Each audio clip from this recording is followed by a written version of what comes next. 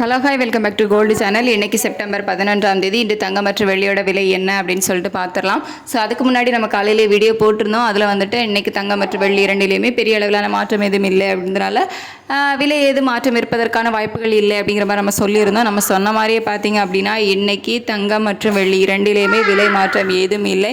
நேற்று விற்பனையான அதே விலைக்கு தான் இன்றும் விற்பனையாகும். அதாவது 22 கேரட் ஆபரண தங்கம் 1 கிராம் 10,150 ரூபாய்க்கும், ஒரு சவரன் 81,200 ரூபாய்க்கும் விற்பனையாகும். வெள்ளி 1 கிராம் 140 ரூபாய்க்கு விற்பனையாகும். ஸோ இன்றைக்கி தங்கம் மற்றும் வெள்ளி இரண்டிலையுமே விலை மாற்றம் ஏதுமே இல்லை.